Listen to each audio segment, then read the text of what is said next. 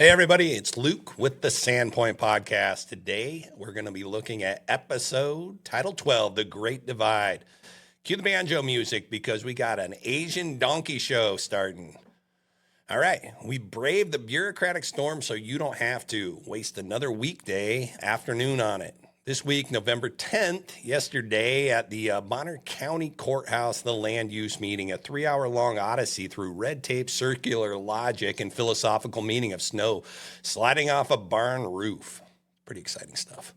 Anyways, moving right along to scene one, the spaghetti western standoff, the variance showdown.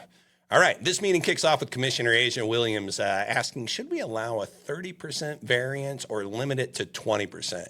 Well, it's one of those questions that probably doesn't even need to be asked or even answered. But here we go. Let's figure it out. Something that hasn't been broke. Let's try to fix it. All right, that's the good thing about bureaucracy and our commissioners. They're always looking for more problems that aren't there. Somewhere out there, a homeowner's tape measure just snapped in half due to anxiety. Let's find out more. Asia explained that people want less administrative decision-making. Let me translate that for you. She basically wants more control, and you'll now need an elected official to approve moving your shed 2 feet. That's a good thing. I mean, why not? That's great. Let's do it. Then Commissioner Brian Donkey nods along like it's gospel truth because that's his job as a good sidekick, kind of like, you've all seen the cartoon with the little dog that's like, Spot's my buddy, Spot's big, he's tough, and the little dog bouncing around. That's Brian's role in this here tragedy. All right. Because nothing says freedom like needing a board vote to build a chicken coop. And then there's Ron Korn. Ron's sitting there like a guy who's seen enough regulation to fill a landfill. He calmly says, if it's not broke, maybe we don't need to fix it. 6 years of 30% variance and no problems. That seems like a voice of reason surrounded by a PowerPoint committee. And they had a lot of examples that really weren't examples. So that scene one was a huge waste of time, but of course it is what it is. Scene two, farewell to the minor land division. This next up on the chopping block was the old MLD, that humble little land split that let folks carve off a little bit of acreage for their family and possibly to pay off a hospital bill or two. Bram Domke, he calls it inefficient. And he's a master of efficiency. So when he says something like that, you got to listen because that guy, if you went and looked, I'm sure he's got a long resume of how he's been efficient in life and been really successful. And he's probably doing, really well, probably. And then Asia calls it unsafe, and she knows all about safety and stuff. She has tons of examples that aren't really relevant, but it's unsafe. So she said it, so we should all be worried and be like, dude, we got to fix it, man. We need government to protect us. Keep us safe, please, please. You two are the two shining examples of who I want fucking keeping me safe. All right, the rest of us just call it how people survive in North Idaho and might make a little money and be successful and, enjoy their property the way it's meant to be with all their fucking rights attached. But that's a weird thing, why would we want that? So they killed it, buried it under this new short and long subdivisions. It sounds a lot less like zoning and more like a hairstyle. Anyways, now to divide your land, you'll need a planner, an engineer, and probably a therapist. Meanwhile, Ron Korn, he just shakes his head. He reminds them that the MLD wasn't the problem. It was the abuse of it that was the problem. But why fix the abuse when you can ban the freedom?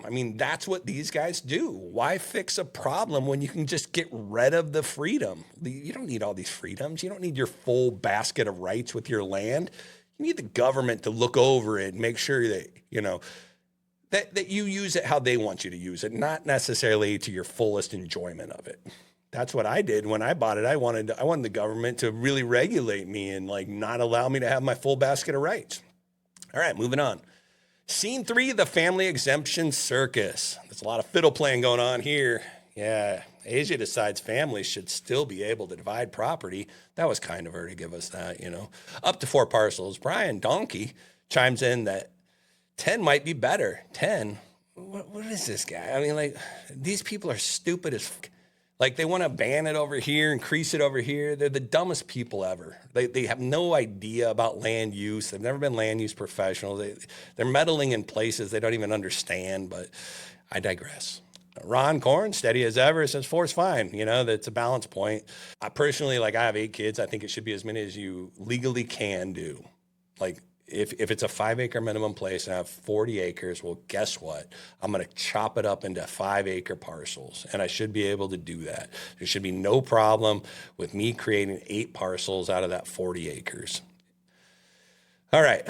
So, when we look at all these property rights, Ron's one of the few guys who still believes in them. That's just the way it is. Scene 4, government versus harm. Then came the deep questions. What is harm? Asia says it's the government's duty to prevent it. Brian Donkey agrees. Ron Korn raises his eyebrow and says, since when does the government need to mediate every fence line disagreement? Asia responds with a TED Talk about mitigating exposure and risk. Donkey starts explaining equality and equity in the appeal process. Somewhere 500 contractors fell asleep at the same time. Look, if you need a county commissioner to protect you from your neighbor's snowdrift, you don't need zoning laws. You need a snow shovel. Learn how to be a neighbor. Get out of your house, be a part of the community, and stop looking for the government to wipe your ass and change your fucking diaper. These people are pathetic. Scene 5, the continuance conundrum. Ah, yes, the continuance. A bureaucratic's favorite way to say, let's not decide this today. Asia wanted to kind of stop people from adding new info mid-debate. Donkey wanted to clarify what a continuance means. Ron Korn just wanted to make a decision and go home before dinner got cold. 3 different leadership styles. Asia, let's redefine a process. Donkey, let's study it more. Korn, let's just get back to work. And in the end, they agreed to limit the continuance, which means fewer replays of the same meeting next week. Progress, folks. Glacial progress, but progress nonetheless. Scene 6, plat extensions and paralysis by analysis. Finally, they debated whether preliminary plats should be lasting 2 or 3 years. Asia said 3 years might lead to outdated data. Donkey said contractors are busy. Ron said if it takes 3 years to finish a driveway, maybe you shouldn't be subdividing land. Hard to argue with that logic, but logic isn't always what wins in the Bonner County government. So basically to close out that, they had some votes. I'm going to go ahead and post that up here. They also violated a lot of open meeting laws and Robert's rules. I'm going to post those here after this as well. Maybe it'll be in the comments. Maybe it'll be in this video.